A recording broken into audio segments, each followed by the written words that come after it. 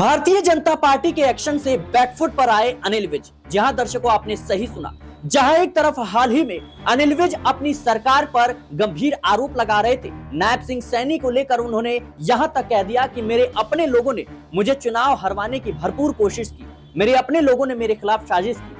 और नायब सिंह सैनी को लेकर यह बयान ऐसे समय पर अनिल विज ने दिया जब दिल्ली में भारतीय जनता पार्टी चुनाव लड़ने की तैयारी कर रही थी। अनिल विज के बयान के बाद भारतीय जनता पार्टी में खलबली सी मच गई कि आखिर अनिल विज चुनाव के मौके पर ऐसी बयानबाजी क्यों कर रहे हैं। उन्होंने कहा कि नायब सिंह सैनी जब से मुख्यमंत्री बने हैं तब से उड़न खटोले पर घूम रहे हैं। उसके बाद भारतीय जनता पार्टी ने उन्हें कारण बताओ नोटिस थमा दिया। नोटिस के बाद भी बैकफुट पर नहीं आया अनिल विज, लेकिन कहीं ना कहीं अब हरियाणा में निकाय चुनाव था और निकाय चुनाव को देखते हुए जो उनके 32 समर्थक हैं उनमें से 15 को भारतीय जनता पार्टी ने टिकट दिया। इसके बाद गुस्से से लाल हो गए अनिल विज और कहा कि मैं इस लिस्ट को रद्द करवा दूंगा, रुकवा दूंगा, होल्ड करवा दूंगा।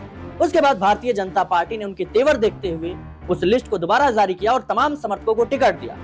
माना यह जा रहा है कि अनिल विज के जो समर्थक है वो नायब सिंह सैनी के खिलाफ नारेबाजी करते हुए नजर आए कि अनिल विज जिंदाबाद और गद्दार मुर्दाबाद।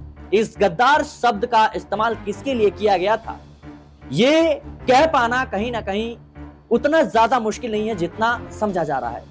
और जिस तरीके से नायब सिंह सैनी और अनिल विज के बीच 36 का आंकड़ा देखा जाता है, ये अपने आप में सवाल खड़े करता है कि भारतीय जनता पार्टी में इस वक्त सब कुछ ठीक नहीं है।